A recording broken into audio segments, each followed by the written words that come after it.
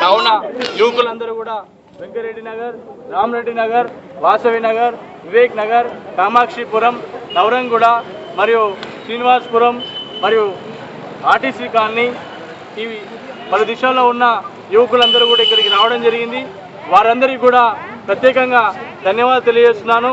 ఇక ముందు జరిగే కార్యక్రమంలో కూడా ఇదే విధంగా పాల్గొని మనము రేపు రాబోయే రోజుల్లో రాబోయే ఎన్నికల్లో నరేంద్ర మోడీ గారిని మనం తప్పకుండా ప్రైమ్ మినిస్టర్ చేసే దిశగా మనం కష్టపడాలి. అదేవిధంగా భారతీయ జనతా పార్టీ మన ఉప్పల్ నియోజకవర్గంలో కూడా మనము ఎమ్మెల్యే స్థానాన్ని కైవసం చేసుకోవాలి.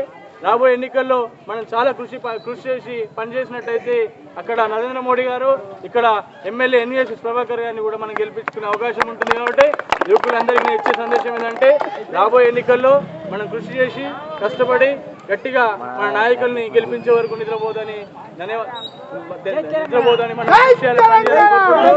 తెలంగాణ, జై తెలంగాణ, జై తెలంగాణ, జై తెలంగాణ. ఇక్కడ పార్టిసిపేట్ చేసిన ప్రతి ఒక్క యువకుడికి మరియు ఇందులో పాల్గొన్న ప్రతి యువకులకి, మహిళలకి, పెద్దలకి అందరికీ పేరు పేరున ధన్యవాదాలు తెలియజేస్తూ ముగిస్తున్నాను. భారత్ మాతాకి, భారత్ మాతాకి.